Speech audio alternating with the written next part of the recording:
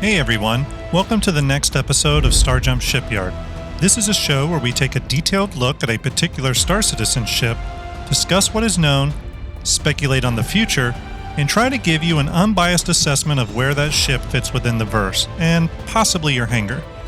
On this episode, we discuss the MISC Endeavor, the capital-sized modular monster that brings with it countless gameplay opportunities.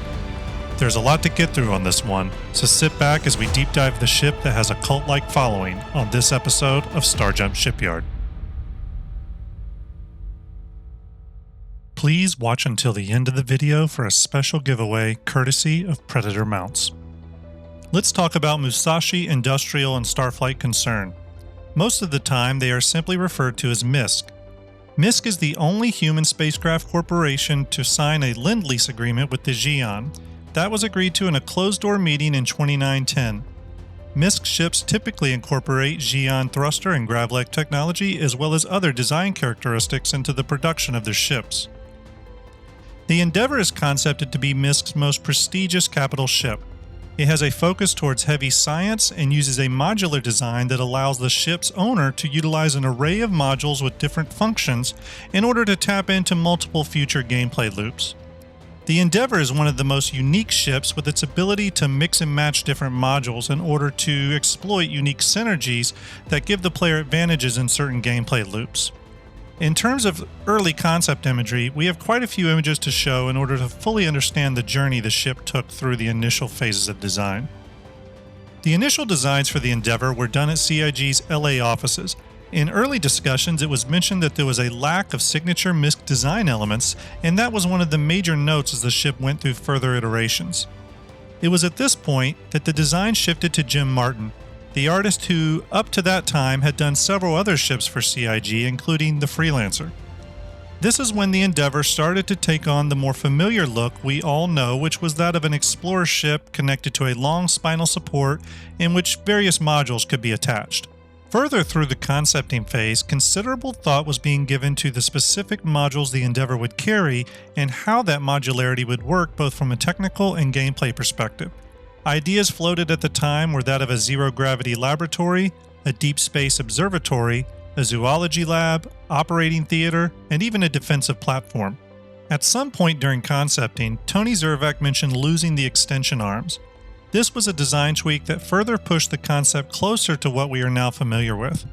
Discussions were had regarding having some of the modules, such as the telescope, look a bit more traditional in order to better communicate their intended function. In addition, it was mentioned in the early design meetings to have the front of the ship act as an explorer shuttle so that the crew can go off to more dangerous areas while leaving the module section of the ship in place. At this stage, there was a lot of experimentation with different modules as well as module designs that inherently broke up the very linear look of the ship. One of Chris Roberts' notes, according to the Jump Point issue on the ship's development, was to use a more symmetrical layout of 2 to 3 pods. This was probably due to being able to plan for some sort of consistencies in module size and design in the future. From this point on, the basic concept design was finally getting to a good place. The primary focus was put towards figuring out the final list of modules, what the function of those particular modules were, and ultimately, what the final visual design of those modules would look like. Not only was the ship concept being prepped to go on sale, but various pre-configured module selections as well as an all-in-one master set were planned to go on sale as well. This was becoming much more than just a simple ship sale. It was actually several different variants of the ship as well as individual modules with separate pledge prices that were going to be sold. Okay, that takes us through the concepting phase. Now let's look at what the final concept sale looked like to us Star Citizen backers. Now that we have reached the point where the ship and its modules are finalized to the point where a concept sale can take place, it's important to realize that this is how the ship was sold at the time, and will definitely change as it enters production. The ship has a base variant, 3 pre-configured variants, a master set, as well as individual modules that make up its concept sale. Okay, so with any ship still in the concept phase, it's important to remember that these are just the currently announced specs, and that these are subject to change as the ship continues to move through the production pipeline. As a matter of fact, with the Endeavor being such an old concept, it's pretty much a certainty that much of the ship will in fact change, and probably in quite significant ways. CIG will most likely try to preserve the spirit of the ship and some of its high-level design characteristics, but everything from the design language, module functionality and design, and even the ship's final size will most likely dramatically change once the ship begins its production phase. The ship consists of 3 sections.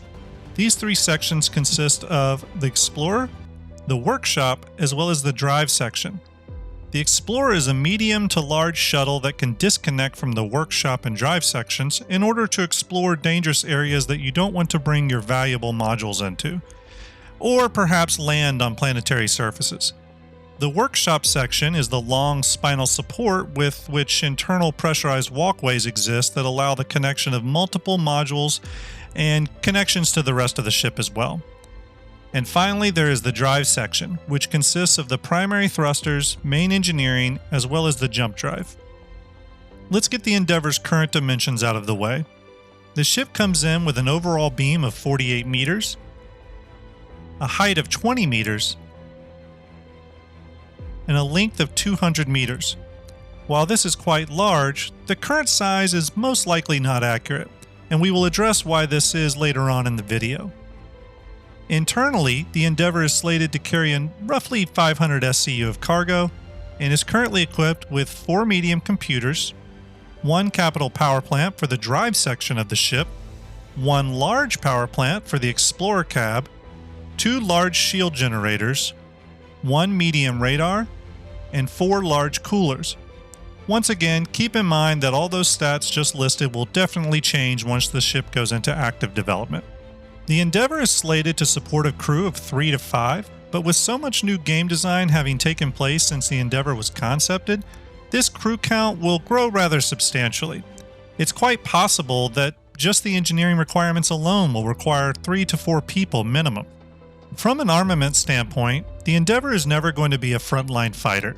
The Endeavor is a heavy science ship and thus is very lightly armed, currently sporting 1 dual-mount size 5 weapon that is still yet to be determined. In order to get such a large and complicated ship to move, the Endeavor is equipped with 9 capital main thrusters, 4 capital retro thrusters, and 18 capital maneuvering thrusters. As mentioned earlier, the Endeavor concept sale was done in a unique way. Not only was the base ship sold, but there were also 3 pre-configured variants. In addition to this, all the modules were sold individually, and a master set was sold that combined all the modules and the base variant into one SKU. To get a better idea of what the concept sale consisted of, let's walk through each of them. The standalone Endeavor consisted of the base ship with no modules included. This would allow for the player to acquire modules through in-game means and allowed one to not be locked down in terms of which modules they ultimately decided to get. The Endeavor base pledge price was listed at $350. As mentioned before, the Endeavor was also sold in 3 pre-configured classes in order to allow the buyer to focus on one specific gameplay loop. The first of these was the Discovery class Endeavor. This class focused on science gameplay and came with the Service and Crew module, General Research module, and General Science module. The Discovery class Endeavor was sold for $425. The next pre-configured Endeavor was called the Hope class Endeavor. This class focused on fleet and troop support through heavy medical gameplay. It came with the Medical Bay and the Landing Bay modules. The Hope class Endeavor sold for $450. The final pre-configured Endeavor was called the Olympic class Endeavor. This class focused on agriculture and included a set of 2 biodome modules. The Olympic class Endeavor sold for a total of $500. You could also pledge for what was known as the Master Set. This included the base Endeavor, as well as every module currently concepted. This included the biodomes, fuel module, research module, science module, landing bay, medical bay, service module, super collider, and the telescope array. We will go into what all these specific modules do here in just a moment. The master set with the base Endeavor and all the modules was sold for $900. CIG also allowed for the purchasing of all the modules on their own so that you could have further control over which module selections you applied to your base Endeavor pledge. let's get into what these final modules are and their pledge prices. We will deep dive each module in the next section of this video. So for now, let's list out the modules, their gameplay focus, and pledge price. The Biodome modules are focused on agricultural gameplay and were sold for $100.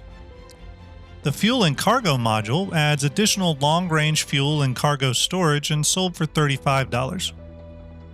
The Research module supports a variety of scientific research and studies and sold for $45.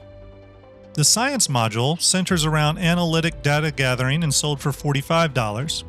The Landing Bay enables landing and spawning of support ships and sold for $75.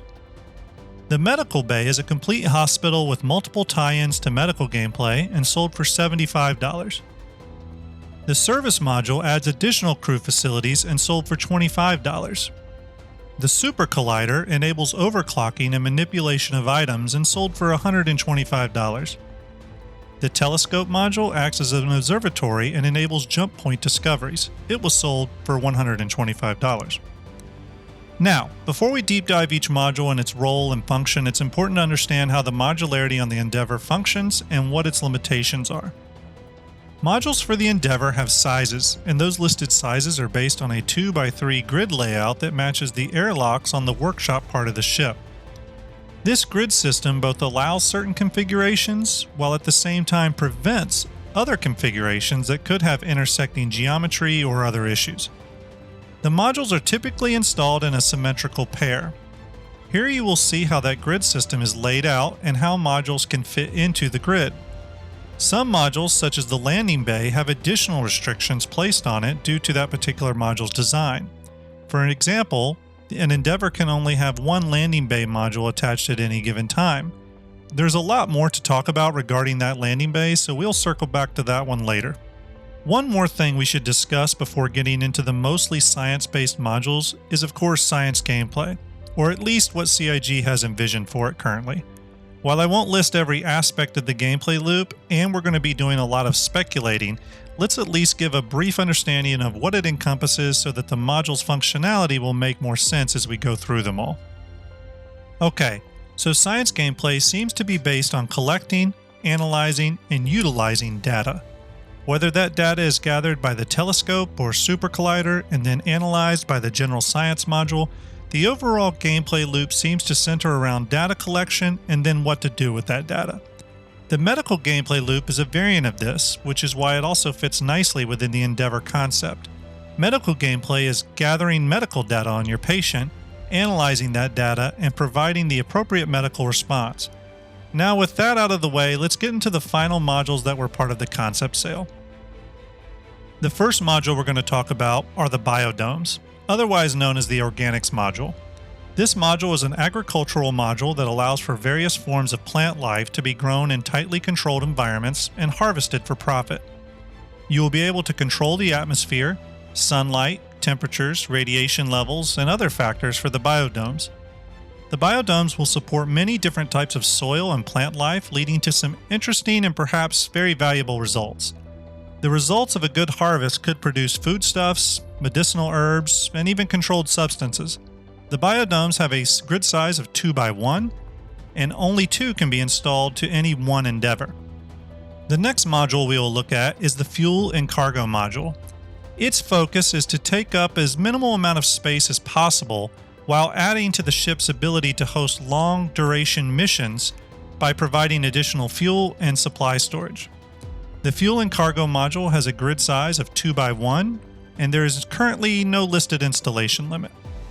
The General Research module is a multi-use facility that can support a variety of science-based pursuits. Examples include biological studies, microscopy, zero-G experiments, and high-detail scanning, as well as spectrometers and chemical analyzers. The idea behind the Research module is to gather data that can either be used to unlock new blueprints and techniques or to sell on the open market for profit. The Research module has a grid size of 2x1 and currently has no listed installation limit. The next module is the General Science module. This module is focused on gathering analytical data that must be computated by the module's array of computers and databanks. It can turn raw information gathered by the General Research module or the Telescope array. The General Science module has a grid size of 2 by 1 and has no current installation limit. The Medical Bay module is primarily designed to be a full-on hospital, complete with surgical capabilities, operating theaters, recovery rooms, and more. It is intended to work in concert with the Landing Bay module in order for patients to access the facility's treatment centers quickly and efficiently. The Medical Bay will have all the equipment necessary to heal any injury and cure any illness one might encounter. The module will be equipped with Tier 1 medical beds so the ship could act as an org's primary respawn point. The Medical Bay will most likely be able to support the surgical operations required for cybernetic limbs and other modifications. The Medical Bay has a module size of 2 by 2 and is limited to 1 per ship due to its dimensions. The Landing Bay module is an underslung hangar that attaches directly to other laboratory modules, including the Medical Bay module. It's intended to support multiple Cutlass Reds. However, due to the Cutlass's new increased size, I could see the Landing Bay module more appropriately supporting a couple of C8Rs. The hangar will also facilitate the upkeep of ships inside it, and while not directly mentioned, it could be assumed that some limited refuel, repair, and rearm capabilities may be possible with the Landing Bay, but this is a bit of speculation. The Landing Bay is specifically one of the problematic issues with the Endeavour, and we will take a deeper look at that shortly. The Landing Bay has a size of 2 by 1 and is limited to only 1 per ship. Another small but important module is the Service module. The Service module adds additional crew facilities, and if the workshop section of the ship is detached from the Explorer cab, then the Service module allows that workshop to take on a sort of space station-like role. The Service module is in direct support of longer missions and additional crew. The module has a size of 2 by 1 and has no installation limit. Now for a really interesting module, the Super Collider. The Super Collider module is an elaborate overclocking facility. In addition to the large, spinning Super Collider ring, it also includes a pair of clean rooms and workbench labs that are ideal for tweaking and overclocking ship components, as well as weapons, thrusters, etc. This will allow you to push them to higher levels of performance and efficiency. The Super Collider module has a size of 2 by 2 and is limited to 1 per ship due to the module's overall size. And finally, for the last official module, the Telescope module. This is an extremely powerful mobile stellar observatory which can be used for everything from standard navigation to jump point discovery. It allows for the scanning of space and infrared, visible, and gamma spectra. It also includes dual ejection ports for an array of long-distance probes. Detection will consist of selecting a area of stars and slowly searching for signature anomalies. The Telescope module has a size of 2 by 1 and is limited to 1 per ship. Okay, let's discuss the issues with the Endeavour, and there are several of them. However, we need to start with the biggest culprit of these, and that is the current 200-meter length. We can look to the Landing Bay module and other MISC ships as our measuring stick to quickly see that the Endeavour at its current size is way too small, and will definitely grow during its reconcepting phase.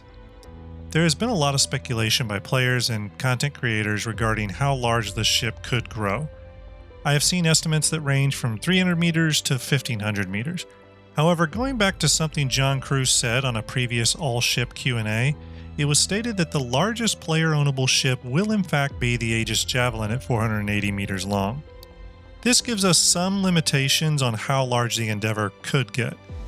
Now, estimating how long the ship would need to grow is based on complete speculation, but we can have a little fun here by using the hangar and its stated ability to carry 2 Cutlass Reds as a great starting point in order to estimate some options for the Endeavour's possible size increase.